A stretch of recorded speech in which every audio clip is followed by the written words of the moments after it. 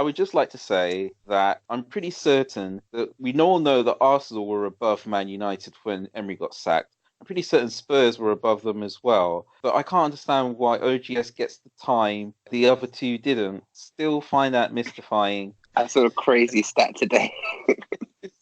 What's I that? don't know if you saw it. Emery's win percentage was 49 at getting sacked, and Pochettino's was 54.2, and currently Ole Gunnar Solskjaer's is 29. Yeah, I saw that. I did not see that. What? Oh God! I just 29. I know, and it's like, oh yeah, it's all right. Just give him time. He's got a plan. He just needs the players. Really, really. How many times do I have to say it that he got Cardiff relegated? That's his plan. But if that's the kind of plan you want, a relegation plan, it's all right there laid out for you.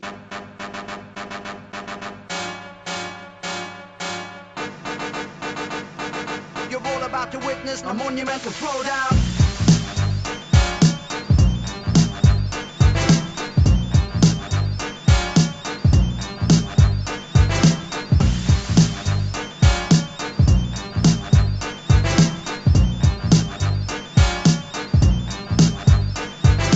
Hello, ladies and gentlemen. Welcome to FPL Bros episode 12. You're listening to Kojo Mercer, and I have with me Derek and Jamie. How you doing, guys? Hello, all good? Good, thanks. Yeah. Yeah. So no James, unfortunately, but I'm sure Jamie will do a pretty good job filling in this episode. So obviously, plenty to discuss as per usual. But before we get into that, very briefly, we need to let the people know how we've been doing this week. So, Jamie, you didn't get to go first last time, so I'm going to let you go first this time. How'd you do in terms of your score? I got a score of 45. It was pretty poor from me. I only did well with De Bruyne, Vardy and Pukki. That was a shout that I made for last week, Pukki to score. So if you got him, then you did well. But Yeah. I took your tip for Lundstrom, but he didn't do anything for me apart from the 2 points for appearance. So, But yeah, other than that, it did okay. Yeah, no, that's not too bad. I mean, that's only like 6 below average, which was 51, but we're not even halfway through the season. Do you want to go next, Eric, or shall I? You go next. All right, then. So I rolled in with 59. Again, Cantwell came off the bench for me. He came in for Abraham. I have a confession to make. I was thinking about doing changes to the team, but then life got in the way and I didn't do anything. And I just thought, okay, well, whatever happens now. And it actually turned out all right for me. I mean, I was kind of going average as the game week wore on. Pereira did all right for me because he got an assist. Obviously, we had Trent with his 2 assists as well. And then Sterling got a goal. But I didn't realise Jimenez got a last-minute assist in Wolves' game against... Who was it they played? Sheffield? Burnley. Oh, Sheffield, it was, sorry. Yeah. So, that gave me the 59 points. So, I'm kind of happy with that because it's another green arrow. And it's basically taken me 10 game weeks to get back to the position that I was at game week 4. I know. It's a tough old game. So, Derek, how did you do? Very poor week for me.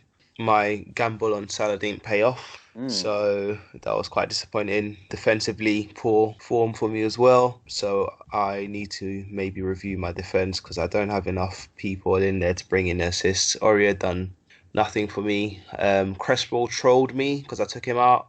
And then after, weeks of being patient with him and I took him out, he finally returned. So that was a bit of a heartbreaker there. But nevertheless, I think I've got a good setup for next week. So we'll see how it plays out this coming Tuesday.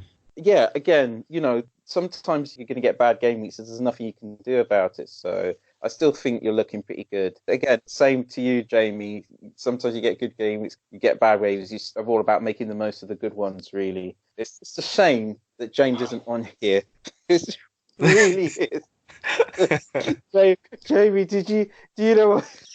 Do you know what happened to James? No, what happened?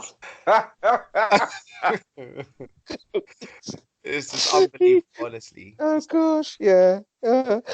He triple captain Mane. Oh no! So Mane got 2 points, and his triple captain gets another 6 points. Okay, all right. So fair enough. I mean, that wasn't the worst part, I think, because sometimes with your triple captain, it's just like having a captain. Sometimes, like you, Derek, you captained Salah, and he didn't do anything against Brighton. It's just one of those. I don't think anybody saw VVD getting 2 goals for, because I had him for a while and I got rid of him. Just imagine. But just afterwards, I said to James, "You wasted your triple captainship," and he went, "No, I didn't." And I said, "Yeah, you did. You triple captain money and you got 2 points." And he said, "Yeah, but I also got Aubameyang triple captain, and I also got Son triple captain and KDB triple captain." Is that what he said? Yeah, he said Aubameyang and KD. And I said, "What are you talking about?" He goes, "Oh, I thought triple captain means you get 3 captains." Oh gosh.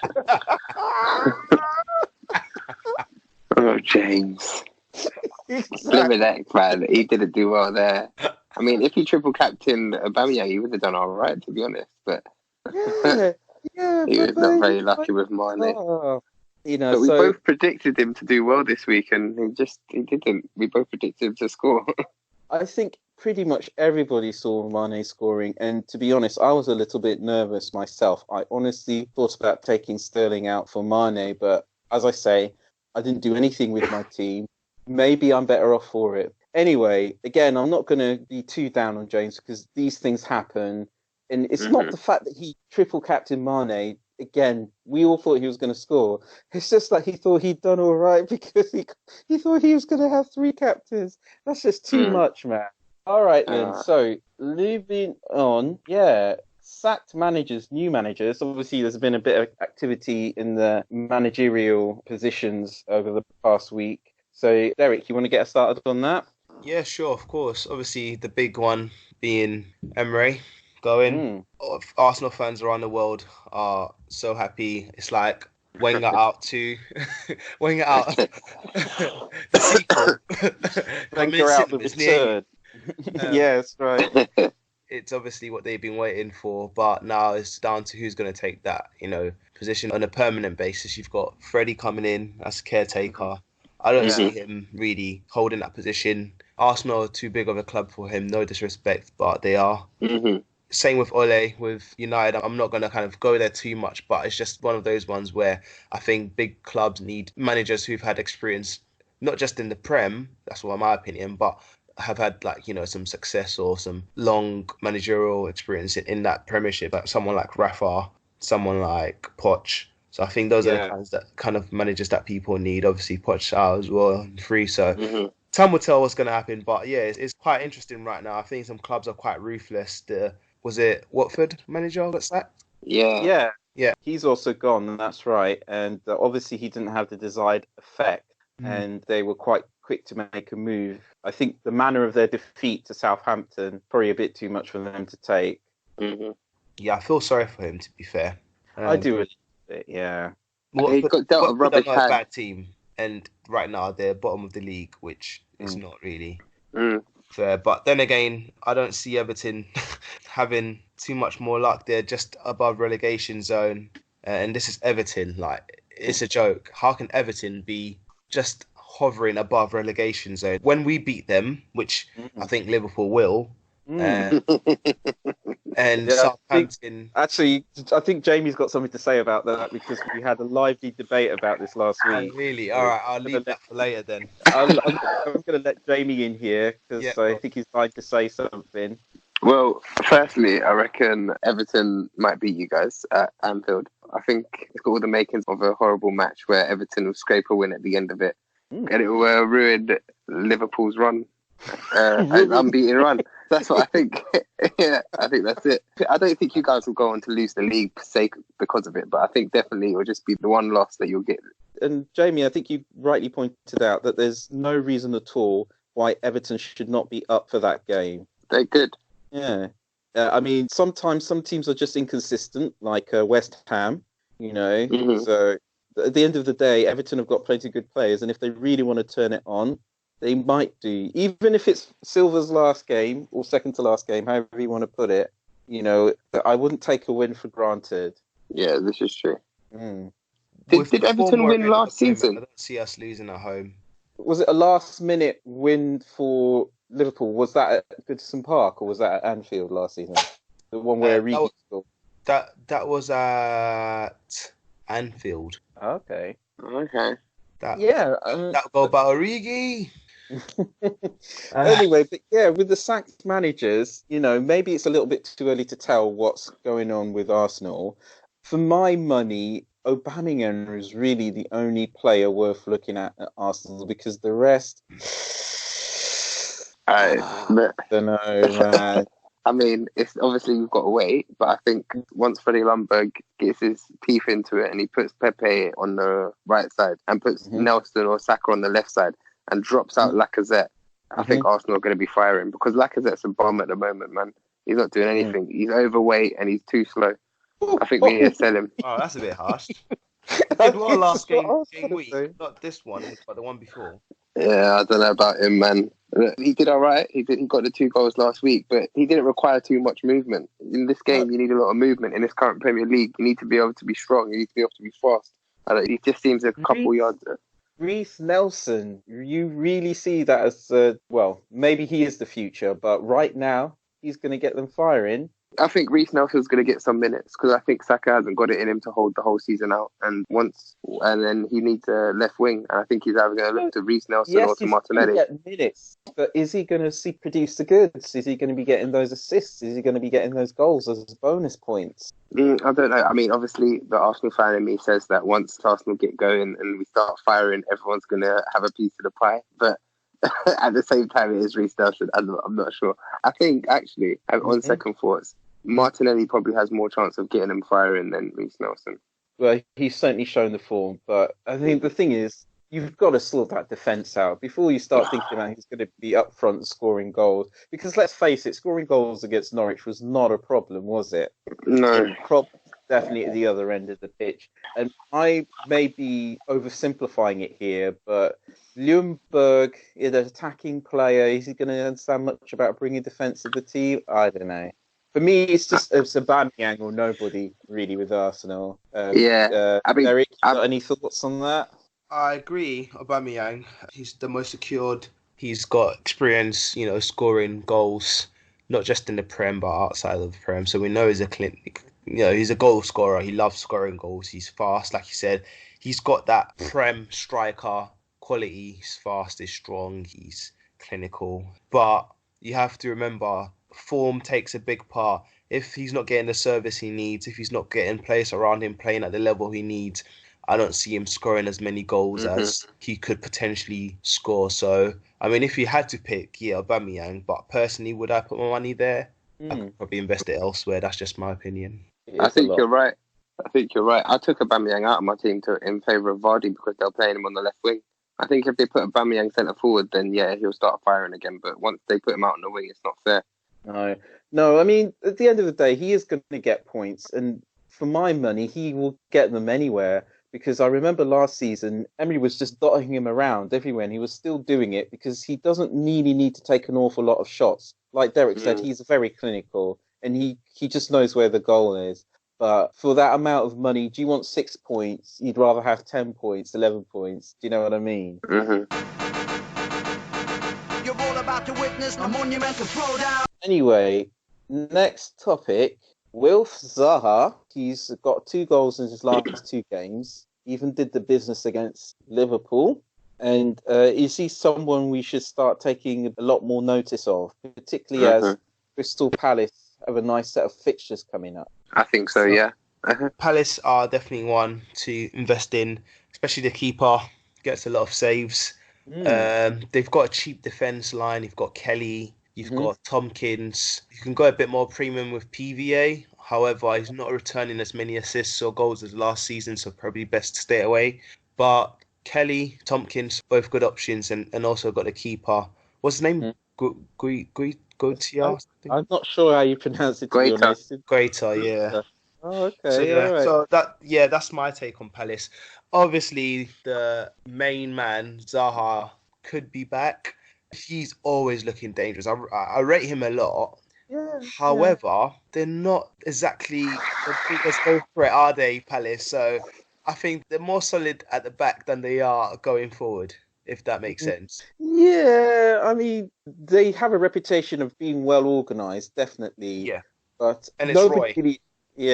nobody really associates 4-5-0 wins with Palace. No. Just grind out that 1-0 or whatever, 2-0 or 2-1. Yeah. I think people have been a bit harsh on Zaha, frankly. I mean, for a start, he gets a lot of stick for people saying, oh, he just wants to leave Palace. And I would say, well, why not? Because he's obviously a good player. And imagine what he could do, say, if he were at Man City, right? Yeah. Yeah, and then people say, oh, well, he only ever plays well when the transfer window is coming up. But I don't think that's quite fair. I think he's got him to play well. Obviously, he's a streaky player, but I think when he plays well, he just plays well. I mean, he always wants to leave, but he also always wants to play well. So I don't think it's a case of like, oh, transfer window's coming, now he's going to play well. No, he's a good player, full stop. You know, wherever good players are, you know, even if they're at teams that they don't necessarily want to be at, they're still going to perform because they've got that kind of mentality, I think, you know. That's how I see it anyway. But yeah, I'm definitely tempted by him. He's a nice price. And he's cheaper than Son. He's cheaper than Ali. He's cheaper than KDB. He's cheaper than Sterling. You know, if he's scoring a goal a game, he's definitely worth a look. Or even getting an assist a game. You know, he often gets fouled in the box and then Milo Jovovich is going to take the penalty that's usually a goal. So that's like a fantasy assist, isn't it? Yeah, that's true. Jamie, would you take Zaha over Reece Nelson? Yes. Well, I would think without question. I mean, obviously, Reece Nelson was more of a thing if he wanted bench warmer or something. Like, Reece Nelson's a good option, but we need to see if he's going to get games. Like, that's the reality of it. He hasn't had games in ages. Yeah. So with Freddie Ljungberg, I mean, anybody's an option at the moment. Like, once we see what he settled with after a couple of games, you never know. You could get a really cheap Saka in there, and he could get a couple of assists for next to nothing. You just got to see what he settles with. That's the problem with Freddie Ljungberg. He might start testing people out. Yeah, anybody can get into that side, couldn't they? You've got to watch out for the Brighton game on Thursday. Arsenal-Brighton, because that's all against a weaker side, and I think he's going to do a lot of rotation there, bring out some young guys, because he was the under-23s manager. He was. He knows them, doesn't he? He knows them a lot better than Emery's going to know them. Exactly. Plus, I think, although obviously it's disappointing for Arsenal fans that you're no longer in Europe, but the plus side is that you're no longer in Europe. So, you know, I think that's... I think you can take a positive in that, because it's helping Leicester. Yeah, I know where you're coming from. I understand, but we're a big club, please, allow me. Look, it is what it is, okay? You've got to take the positives. Yeah, I understand. It's painful. It's still painful. Look, out of all the English teams which are in Europe, which ones are realistically going to win a European trophy? Yeah, you're in good company, you know, so why bust a gut, injuring all your players and tiring them out just to go out to the semi-finals and suddenly find 6th or 7th place? Anyway, I'm not enough putting a lipstick on a pig. You know, I appreciate how disappointing it is. On to the next subject. Jamie Vardy. Derek, you want to get us started off with that one? What a player. What a season he's having. What an impact Brendan Rodgers is having on this team. A bunch of average to, you know, a little bit over average players coming together and creating a amazing team. Great to watch, always thrilling, giving it 100%. And honestly, hands down, in my opinion, most informed team in the Prem. They have the best defensive record. They have, I think, second best offensive record. And it's true. If it wasn't for Liverpool grinding out games and, you know, a little bit of luck coming their way, because all teams get lucky, but you have to work for that luck. You know, you don't get luck just following your lap. You have to work for it. I reckon Leicester would be, you know, definitely at the top right now because they are playing amazing. And another reason why they're getting all these wins is because Jamie Vardy is punishing defenders. He's punishing them. Definitely one to have. Would you say that he was essential? 100% he's essential. I was going to say that. He's the same as not having Salah in your team in the 17-18 season. Yeah, that's the one. The one when he scored 32 goals, was it? Yeah. Yeah, it's the same as that, honestly. It's the same as not having Suarez in there. What was it, 15, 16? Jamie, Vardy famously snubbed Arsenal after Yeah. Leicester won the title. Does that I still remember. sting? No, it's old news. That's stoicism. Stoicism It's for happened. you. It's happened. I mean, we've got a pacey striker in Aubameyang, and he's still not scoring under our current management. So it's not benefited us. We just paid for Aubameyang. I think at the time I was burnt because I know that the season after that, if we had Vardy, it would have been a different story. But now time's gone. The ship sailed. He's still banging, but the ship sailed. Do you know what? You guys, it's not a case of the players. It's a case of the mentality, and there's no drive in the Arsenal squad. You've got great players all around. You've got Lacazette, you've got Aubameyang, you've got Ozil. I mean, look at Ozil. He's got so much talent, but it just doesn't work in the team. And most of all, you just went out and bought Pepe. He's a brilliant player, but he's just not gelled yet. He needs a bit more time. But like everyone had such high expectations for him. On top of that, you still got loads of other players you probably don't play. Like Torreira didn't start. Tierney, what did you say?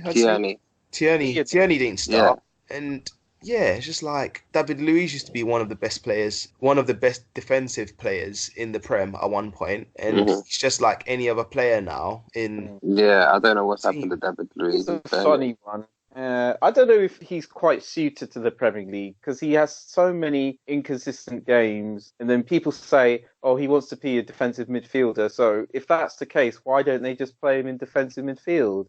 I don't get that. I don't see him being a defensive midfielder, but I do see him being one of those defensive players that can push up a lot. Like, you know what? I don't know if you guys are aware of this, but on the continent, they have this position which is called libero. And basically what a libero is essentially it's a sweeper who moves into defensive midfield. I mean, Lothar Matthäus was one famously. Ruud Gullit was one as well. Oh, okay. But I think he's going a bit back behind your time. Okay, if Rio Ferdinand had played football in Germany or Holland, he probably would have been a libero, put it that way. Yeah, maybe Luiz could have been that, but that's just completely a tangent there. I don't know why I even brought that up. Who the hell cares? I just want to say that, generally speaking, in fact, what were we talking about? Vardy. We're just talking about Vardy, sorry. Yeah.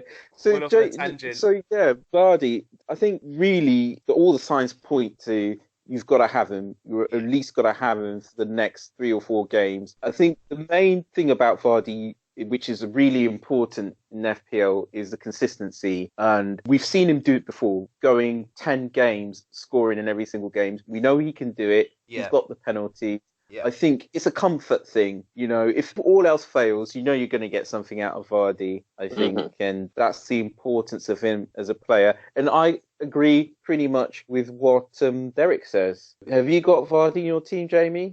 Yeah, he's my captain.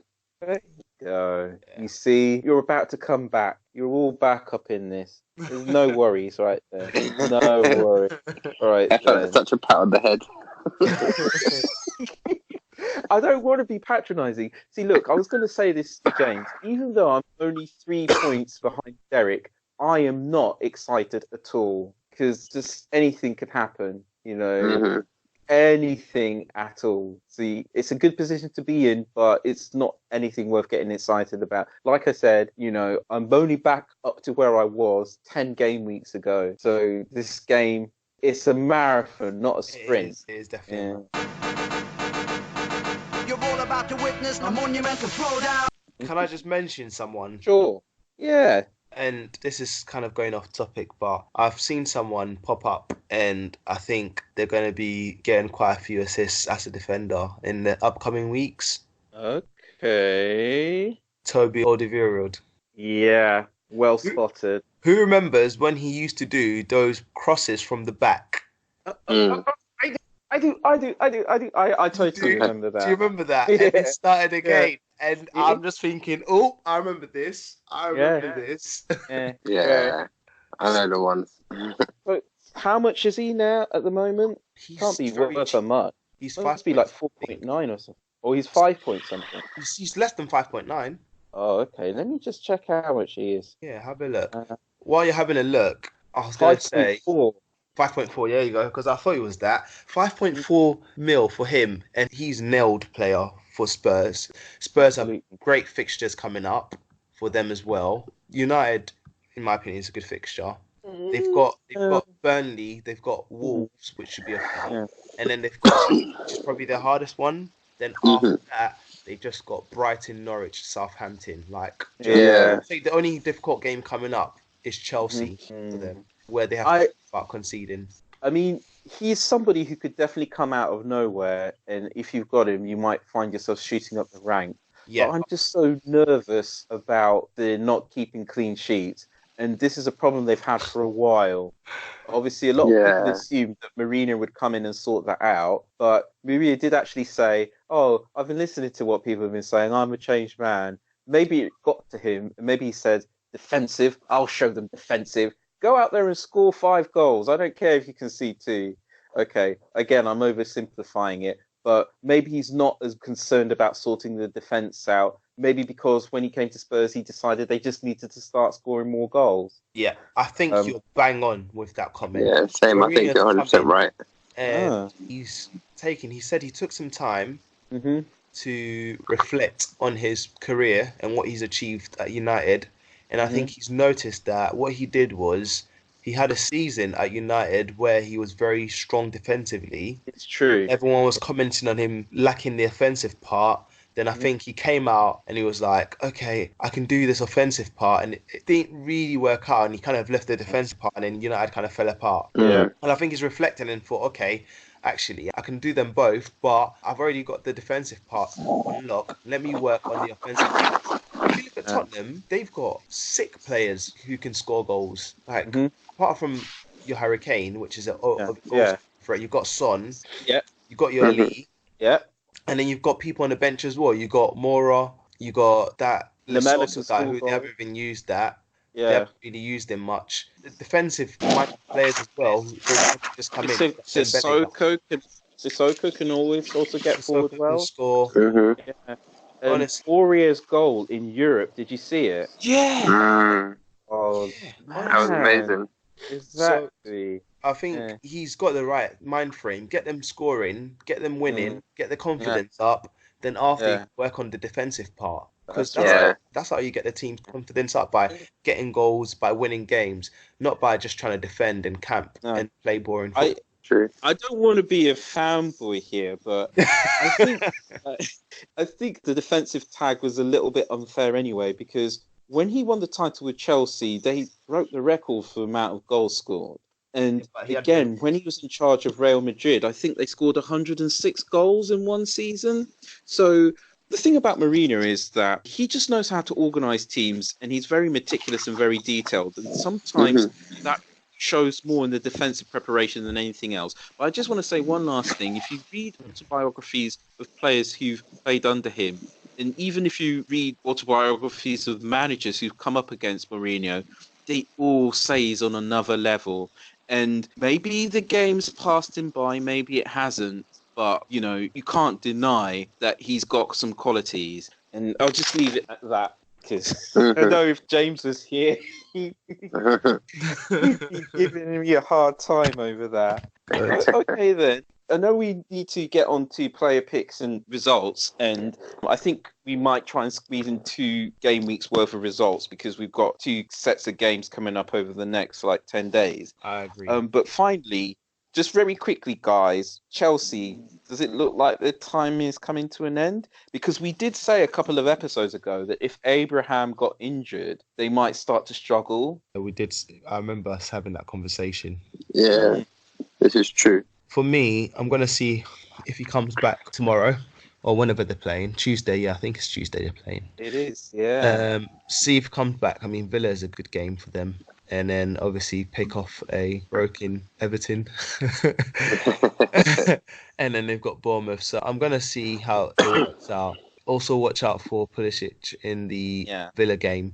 But I think the next game is going to basically have either people jumping off or jumping back on the Chelsea bandwagon. So we'll see what happens. Jamie, you got any thoughts? I'm not sure. I'm concerned that if he picks a different striker, i.e. Giroud, I think that it could be quite interesting for them to have Giroud up front as maybe not as much movement as Abraham, but someone who can hold up the ball and let Pulisic and Willian run off the sides of him because he's got good passing through play. So I don't know. If their next striker steps in and takes it up, then I don't know. Abraham might be dropped out for a little while. It's true. I mean, it's a funny one because me personally, I thought that he was going to start Batshuayi. And he'd been subbing him on all this time. And you think, oh, okay, so Batshuayi is pretty much second choice.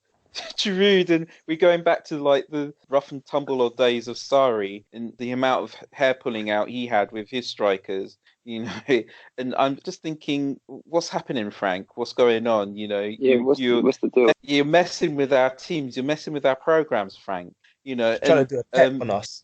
Do you know what he actually said recently as well? He started talking about Pulisic playing up front. He actually said something along the lines of, yeah, he's capable of playing there. He runs to the line, something else, something else, something else. We'll see. We just might see. So, I don't know. It's a funny time to start experimenting. Do you know what I mean? We all thought he had to settle, but all of a sudden he's like, you know what? This is just too boring. I'm going to switch it up. You know, who are these people playing FPL? Let's see how they like this. Pedro, you're on. Oh, that's good. Yeah, it's very possible. He's messing with us, man. So I'm a nervous type. And if I was to roll without any Chelsea for the next couple of games, that wouldn't worry me, to be honest. I still haven't made up my mind about Abraham because, I mean, he's the top striker at a top team. I didn't pay an awful lot, but you normally expect to pay like 8, 9, 10 million for these people. So I'd be very reluctant to let him go, but I don't know. I mean, he's the only Chelsea player that I've got. What about you, Jamie? Have you got lots of Chelsea or just Abraham or not even Abraham? I think I haven't got Abraham. I think I've got Mount. Oh, okay. Yeah, I've got Mason Mount because there was a little while where he was just free scoring like Frank Lampard. So I was thinking maybe, but he seems to have tailed off a little bit. But hopefully he finds his shooting boots again. Oh, okay. So you're optimistic that Mount's going to come back to the picture because an awful lot of people have been swapping him for Pulisic. Well, no, I'm optimistic. I think Frank Lampard's not going to give up on Mount because he sees a lot of himself in there. So I think if you give him enough time, he might start scoring again. Okay, fair enough. You're all about to witness a monumental throwdown. Now then, guys, this is a bit we all love when we have to get our crystal balls out and predict the future. So there's a hell of a lot of games coming up.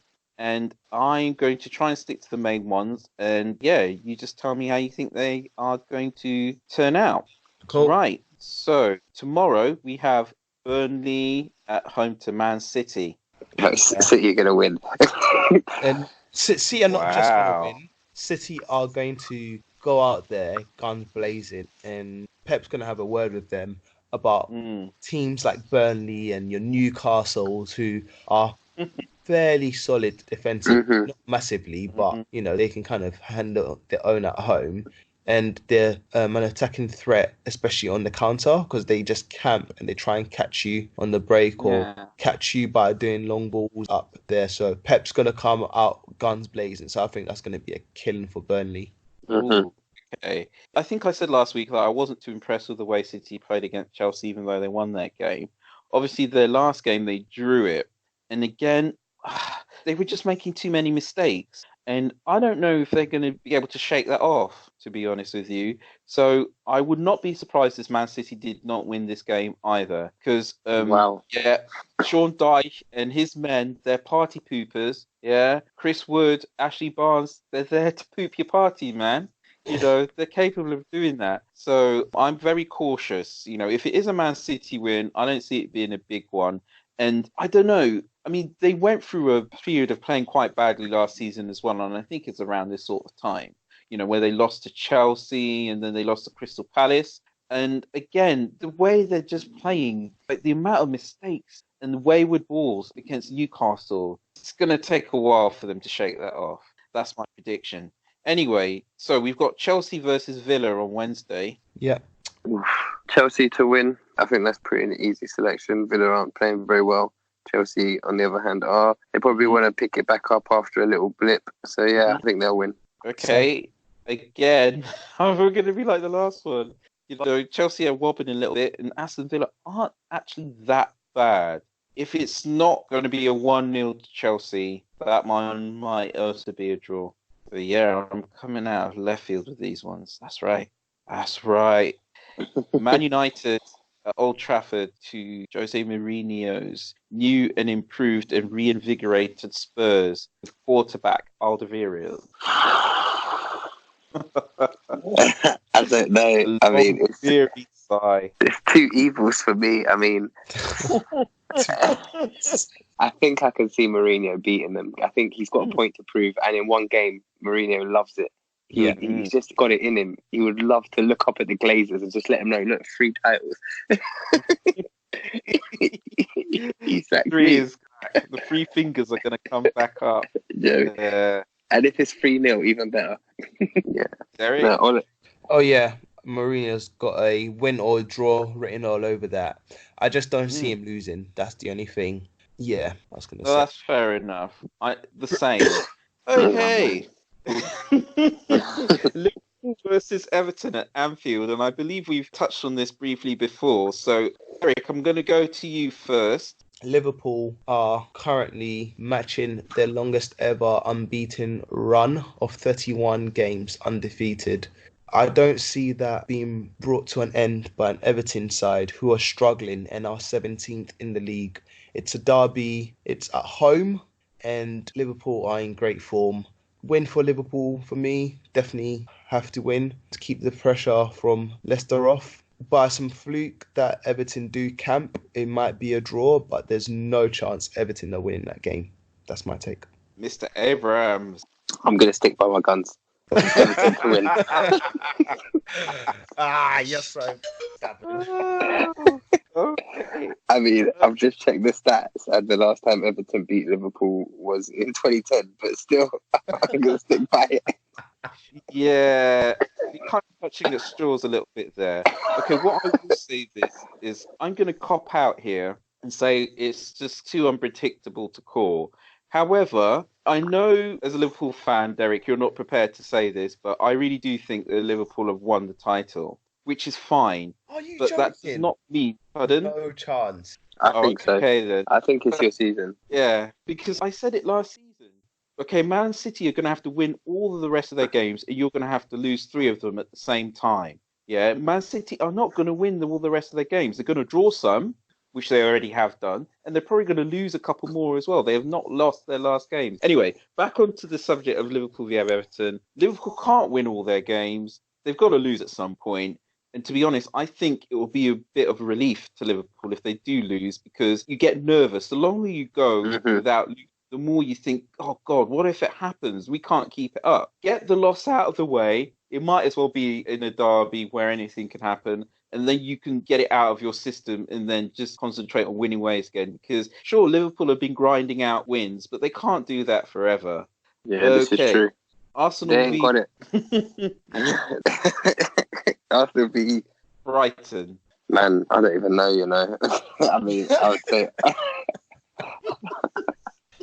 I'm going to go Arsenal to win just because it's Brighton, it's at home. I don't know. I see Lundberg having another week with the team, so maybe he's got a few more training sessions. But yeah, he'll have a bit more understanding. But yeah, I think we'll win, and I think we'll see Pepe back in the side, hopefully.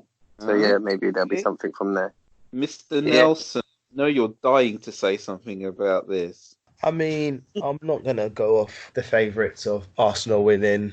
I'm just going to go for Arsenal, not because it's the easy choice or whatever. It's just because it's not a team that I can see beating Arsenal. Brighton, I just don't see much attacking threat from them. And I think Arsenal have a fairly decent period of time for them to maybe get some stuff in place with Freddie. So that's, the last game they played was Sunday. They've now got till Thursday to put some stuff in place. If this was a game on Tuesday, maybe different, but they've got some time now to get their head around stuff. He'll instill some sort of confidence in the team. So I do see Arsenal winning this game. If they don't win, then I'll be massively shocked. Okay, very good points all. I don't see Arsenal keeping a clean sheet because they just don't do that. It's true, Brighton aren't the greatest team going forward, but Potter is a manager who likes to go for it, and he doesn't care who he's playing. He went for it against Man United. It backfired. He lost that game 3-1, but Man United lost a clean sheet. So Trossard is capable of doing some damage. Moore, maybe. Connolly, perhaps. Murray, you never know with him. But there are some dangerous players there. And Dunk, taking free kicks. I never saw that coming. Goodness gracious me. You know what? I don't know if I'm going to be quite brave enough to say it's a score draw. Lundberg may have gotten things sorted out by then. But the only thing I can say is that it's not going to be a 0-0. Both sides are going to score. All right, I think I'm going to do the next set of fixtures as a quick fire one. You just basically tell me who's going to win because we're running out of time here. So Saturday, 7th, we have Everton at home to Chelsea. Chelsea to win. Okay? Chelsea. Eric? Chelsea. All right, then. Bournemouth versus Liverpool. Liverpool to win. Liverpool. Yep, foregone conclusion. Spurs versus Burnley. Spurs to win. Yeah, Spurs to win. Yeah, possibly. I think it's going to be tight. Man City versus Manchester United. Oh, City. City are going to ruin it. It's at the Etihad, so yeah, City. Yeah, fair enough. I'm not going to overthink that one. City to win. And then on Monday, we have West Ham versus Arsenal. I think Arsenal would have got it together. Arsenal to win. Eric? London derby. I don't know about the Hammers. They pulled one over Chelsea, didn't they? And I don't know now. True. Yeah. I'd say a draw. Do you know what? I'm going to give this one to Arsenal because I just think the crap West Ham are going to show up for that game. Because they show up every so often. And Arsenal can score goals. And like James said, they might have gotten themselves sorted out by then. You know, they've had long enough. You're all about to witness a monumental throwdown. Right then, guys. So also quite quick, to be fair, I think we might want to consider what player you think is going to do well coming up. Jamie, do you want to go first with that? Derek. Let Derek go first. I haven't got Oh, you cheeky boy. All right, I'll go first. Yeah. So the first one for me is the obvious one, in my opinion, the Crystal Palace keeper. He's got, obviously, some good fixtures coming up. He makes a lot of saves. Palace are quite solid at the back. So, yeah I'm going for Guta.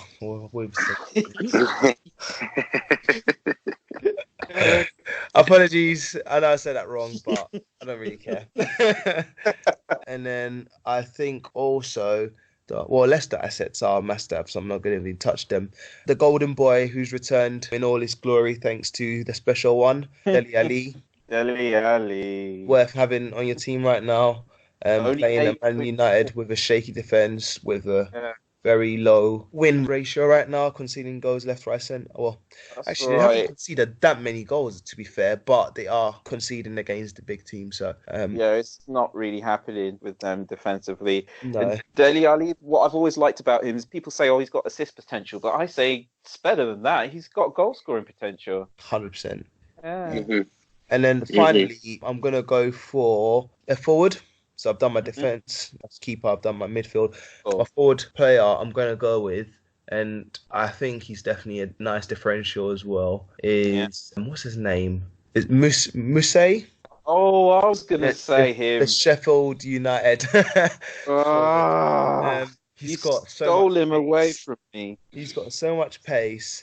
He's got so much ability to score goals by just going for it. I think he's worth it. Sorry I took that from you. I mean, it was between him and another forward. That's all right. I probably wouldn't say because you might say it. So I'll let you guys have your talk. And I'm going to stay with... No. But yeah, Musay is good. All I wanted to say is that it never really happened for him at Bournemouth. But, I mean, it's always going to be difficult displacing Callum Wilson anyway. But yes, he's definitely got a finish on him. Most definitely got a finish. And we could be seeing a lot more of him as well. Are you ready, Jamie, or shall I? I'll leave you till last, yeah? So I'll go, okay? Right, with my pick, the first one I'm going to go for is this guy really, really, really impressed me at the weekend, and I think we're going to see a lot more of him. and that is the reserve goalkeeper at West Ham, Martin. Is that his name? Yeah. Martin? Daniel Martin? Yeah, Martin. Yeah. He played really well. 4 mil. Yeah, I think he got 10 points, something like that. And against Chelsea, even though Abraham wasn't playing, a pretty tall order. The thing is, West Ham fans have been saying for quite a while that guy, is it Ricardo, was rubbish. And when Fabianski got injured, they were all saying, oh, God, we're going to have Ricardo in goal. He's terrible. And they were right, he is. And they've all been saying, play Martin instead. And I think until Fabianski gets back, he's going to be sitting in there. I think that spot's his to lose now. He's one of my recommendations. And the other one I was going to go for is, we briefly mentioned him before, but Patrick Van Aanholt at Crystal Palace. Yeah. Like we said, Palace have got good fixtures coming up. Now, it's true, Van Aanholt hasn't done much up until now. But the thing about Van Aanholt is that he's got FPL pedigree. Every season, he gets like 3-4 goals. Once, I think he even managed 5. He's going to score at some point. With the fixtures coming up, this might be the time to do it. It is a bit difficult to predict when he is going to score. But the thing is, he's nailed in that side. He's going to play. He likes to get forward. And you could do a lot worse. He's a bit on the dear side, but, he's got it in to score goals. And I think he can do it.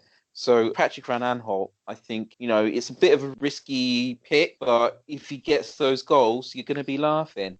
And actually, you know what? I have got a third one. Real quickly, I've mentioned him several times before, but I think he's starting to prove his value again, and that's Matt Doherty at Wolves. Ooh. And yeah, I know he's 6 million, but the fact is, since the beginning of last season, only one defender has scored more goals than he has.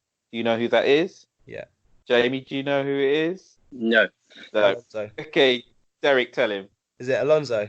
No! Wait. Since then the it must beginning be of last Trent. season. No, not even Trent, but close. It's Van Dijk. Oh, really? Yeah, them headers. Shut up. Yeah, Van Alonso Dijk. didn't score more goals than Doherty. No.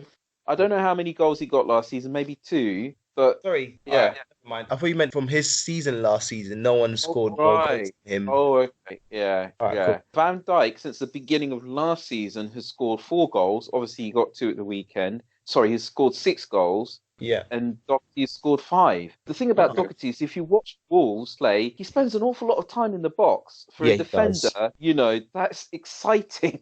And he takes shots as well. He's taking shots. He's in the box. What more could you want?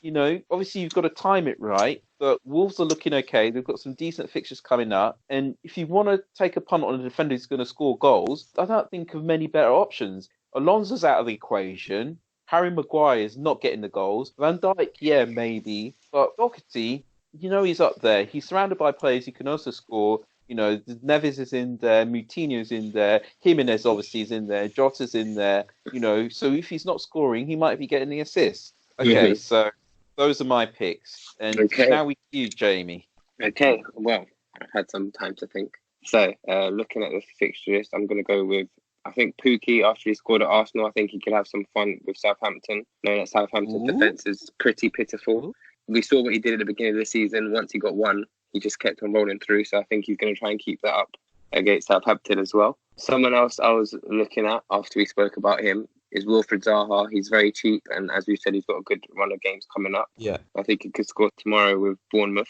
And then finally, it's pretty obvious, and I'm sure everyone's probably already got him, but I was going to say Vardy against Watford. Bottom of the table, Watford. I think Vardy might be having a lot of fun there. So, those are my 3 picks. Cool. They'll probably be managerless for that game as well, won't they? Yeah, there's going to be a lot of mess going on there. They might even have a decent defence, I'd say. We'll just have to wait and see. Could be 9-0 again. Who knows? Anyone got a good feeling about Danny Ings this week?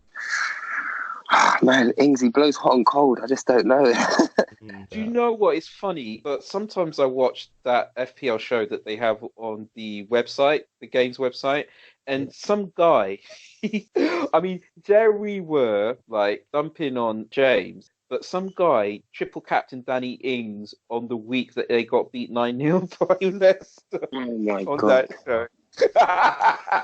What a day. What a day. Yeah.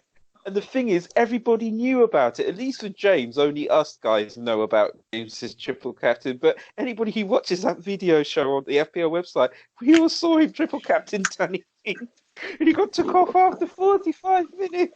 Oh my God. Anyway, what I want to say about Danny Ings is that he's pretty much the main source of goal at Southampton. And if Southampton have got good fixtures coming up and they're not bad, he's likely to score goals because he's just in the right place at the right time. Against Watford, it wasn't the most beautiful goal you'll ever see. It wasn't like KDB's goal, obviously, but he was in the right place at the right time. He's got Buffal on one side. He's got Dnepro on the other, feeding him. Ward-Prowse as well, feeding him. I think he might be hitting a bit of form. The only problem with Danny Ings, and Hazelwood has actually come out and said this, is that he's injury prone. And Hazelwood actually said, I don't think it's a good idea to play him 3 times in a week. So if you do pick him, you've got to be prepared to see him get benched or come off injured, basically. I think that's a problem with Danny Ings. Other than that, if you want to take that risk, I say go ahead. But I think Hazelwood coming up, he's going to be playing against, and he scored a lot of points as a striker in comparison to his value and comparison to some of the other strikers out there, what he offers and the fixtures he has coming up. I think he's one that people will be sleeping on, and he will punish people. He'd be like Pookie was at the start of the season, in my opinion. I won't deny that he is value, definitely, and he can punish you. And if it was just a set of normal game weeks with 7 days in between each game week, I'd say, yeah, do it. But with that injury record and his manager actually saying, oh, I don't fancy playing him 3 times in a week, that's a signal to me. Could be wrong. Managers say all kinds of things, so don't necessarily take what I say as gospel. All right, guys, I think we're going to leave it there. We've been talking for about an hour now. So I just want to say thank you to Jamie. Nice to have you on as a guest again. Yeah, no problem. Yeah, no problem at all. Okay, thank you obviously as well to Derek. Always good to hear from you. Always good to be on. Yeah. And who knows, maybe next episode we'll get James back. But until then, obviously, thank you to everyone who's been listening as well. I hope you enjoyed the episode. But until next episode, that's a goodbye from me. That's a wrap. Okay, goodbye.